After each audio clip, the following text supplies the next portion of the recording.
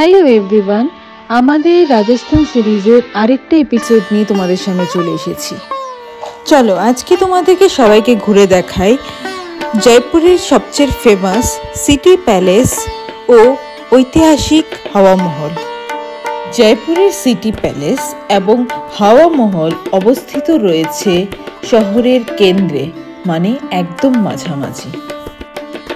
City palace ঢোকার পথে নজরে পড়ে হাওয়া মহল, যাকে আমরা হাওয়া প্রাসাদ হিসেবেও জানি। এই তৈরি হয়েছিল 1799 সালে মহারাজা সবাই প্রতাপ সিং এর সময়। এই প্রাসাদে প্রায় 950টা জানলা আছে, যেগুলির মাধ্যমে ঠান্ডা বাতাস ভিতরে প্রবেশ করে, তাই এর নাম হাওয়া মহল। আগে রাজ পরিবারের মহিলারা এই জানলা দিয়ে শহরের উৎসব আর মিছিল দেখতেন, কিন্তু বাইরের লোক তাদেরকে দেখতে পেত না। প্রাসাদের ভিতরটা তুলনামূলক অনেকটাই ছোট। উপরে উঠলে জয়পুর শহরের দৃশ্যটা খুবই অপূর্ব দেখা যায়, কিন্তু আমাদের কাছে সময়ের অভাবের জন্য আমরা ভিতরটা ঘুরে আর দেখলাম না। তাই সবার প্রথমে আমরা চলে গেলাম সিটি প্যালেস দেখার জন্য। সিটি প্যালেসে এন্ট্রেন্সে ঢুকতেই পার্কিংয়ের ব্যবস্থা রয়েছে, সেখানে গাড়ি পার্ক করে আমরা সিটি প্যালেসের ভিতরে ঢুকে পড়লাম। সিটি প্যালেস এরকম একটি প্যালেস যেখানে আজও রাজ পরিবারের লোকজন অর্থাৎ রাজা রানী সবাই এখনো বসবাস করে।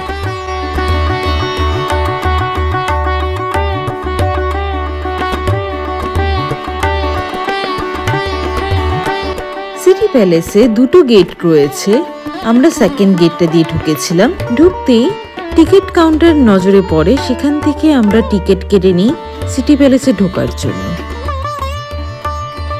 এই সিটি প্যালেসকে তৈরি করেছিলেন মহারাজা সবাই জয় সিং দ্বিতীয়, যিনি জয়পুর শহরকেও প্রতিষ্ঠা করেন। সিটি প্যালেসের ভিতরটা হলো রাজস্থান ও মুঘল সময়ের এক অসাধারণ মিশ্রণ। গেট দিয়ে ঢুকতেই প্রথমেই নজরে পড়ে দিওয়ানে খাস, যেখানে রাজা তার গুরুত্বপূর্ণ মন্ত্রী ও গুরুত্বপূর্ণ গেস্টদের সাথে এখানেই দেখা সাক্ষাৎ করতেন।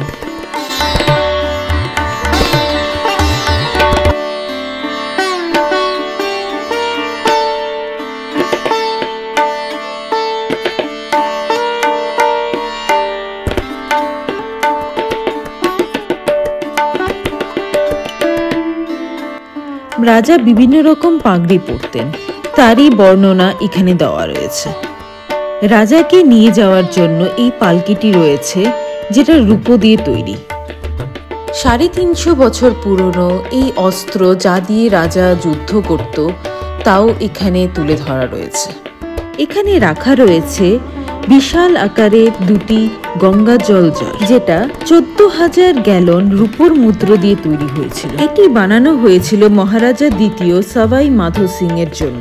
তিনি অতিরিক্ত ধার্মিক হিন্দু ছিলেন, তাই তিনি 1902 সালে ইংল্যান্ড যাত্রার সময় এই জারে গঙ্গাজল নিয়ে গেছিলেন নিজের ব্যবহারের জন্য ও জল পান করার জন্য। প্রতিটি জারে 4000 লিটার জল নেওয়ার ক্ষমতা ছিল এবং 340 কেজি ওজন ছিল এক একটি জারের। এই জার গিনিস বুক অফ ওয়ার্ল্ড রেকর্ডে বিশ্বের বৃহত্তম রূপোর জিনিস হিসাবেও স্থান পেয়েছে। এই জায়গাটা সত্যিই রাজকীয় অনুভূতি দেয়। সিটি প্যালেসের প্রত্যেকটি কোণা যেন রাজস্থানের ইতিহাসের কথা বলে। এবার চলো তোমাদেরকে নিয়ে চলি সিটি প্যালেসের মিউজিয়ামে। এই মহলটা আগে গেস্ট হাউস ছিল, মানে রাজার গেস্টরা এসে এখানে থাকতেন। এই মহলটির নাম হয়েছে মুবারক মহল। এই মহলটা এরকম ভাবে বানানো যে চারদিক থেকে দেখতে একই লাগে।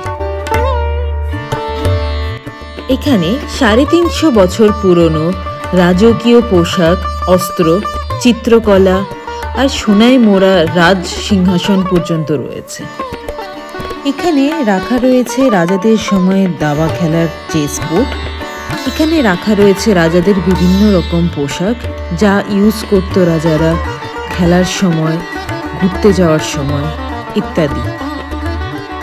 তখনকার সময় রাজারা কি কি প্রাইজ পেয়েছিল তারও একটি ভিডিও ক্লিপ তোমাদের সামনে তুলে ধরলাম। এই লং মোটা ড্রেসটা হয়েছে মহারাজা সবাই মাধো সিং এর। ওনাকে মোটা রাজা বা ফ্যাট কিং হিসাবেও জানা হতো, কারণ ওনার ওজন ছিল 250 কিলো ও 7 ফিট উচ্চতায় লম্বা ছিল। এখানে রয়েছে রানীদের ও রাজপুত্রদের রাজকীয় পোশাক। রানীদের জন্য সোনা দিয়ে তৈরি এই ওড়না।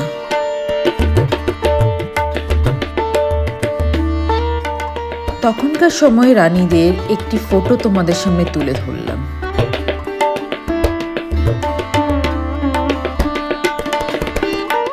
এখানে রয়েছে রাজাদের বিভিন্ন সময় ইউজ করা বিভিন্ন পাগড়ি ও মুকুট।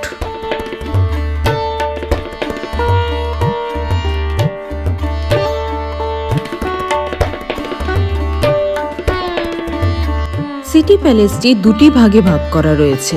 একটি এখন ট্যুরিস্টদের জন্য ওপেন রয়েছে ও আরেকটি ভাগে প্রেজেন্ট রাজা এখনো বসবাস করেন। জয়পুর সিটি প্যালেসের টপে দুটি পতাকা লাগানো রয়েছে, যেখানে প্রথম পতাকাটাকে বলা হয় পচরঙ্গা ঝান্ডা, যেটা সবসময় লাগানো থাকে জয়পুরের সিটি প্যালেসে। দ্বিতীয় পতাকাটাকে বলা হয় সবাই পচরঙ্গা ঝান্ডা। এটা লাগানো থাকে যখন প্রেজেন্ট রাজা পদ্মনাভ সিং প্রাসাদে উপস্থিত থাকেন। এই জায়গাটাকে প্রীতম নিবাস চক হিসাবে বলা হয়, যেখানে রাজা বসে ডান্স দেখতেন ও রানীরা জানলার পিছনে বসে তা উপভোগ করতেন। প্রীতম নিবাস চকে 4টা আলাদা আলাদা দরজা আছে, যা ওই টাইমে সিজনের অনুযায়ী আলাদা আলাদা সময় খোলা হতো, কিন্তু এখন শুধু পিকক ডোরটাই খোলা থাকে। পিকক গেট খোলা হতো মনসুন সিজনে ও গ্রিন গেট খোলা হতো স্প্রিং সিজনে। আর এখানে লোটাস গেট খোলা হতো উইন্টারে আর রোজ গেট খোলা হতো সামারে। সিটি প্যালেস থেকে বেরোনোর সময় নজরে পড়ে তখনকার সময় ইউজ করা ঘোড়ার গাড়ি ও রিক্সা। তাহলে আজকের ব্লগটা এখানেই শেষ করছি। দেখা হবে তোমাদের সাথে আরেকটি ভ্রমণ কাহিনী নিয়ে। আর ভিডিওটা ভালো লেগে থাকলে লাইক, কমেন্ট ও সাবস্ক্রাইব করতে ভুলো না। দেখা হচ্ছে পরের ভিডিওতে। Till then, tata, bye by.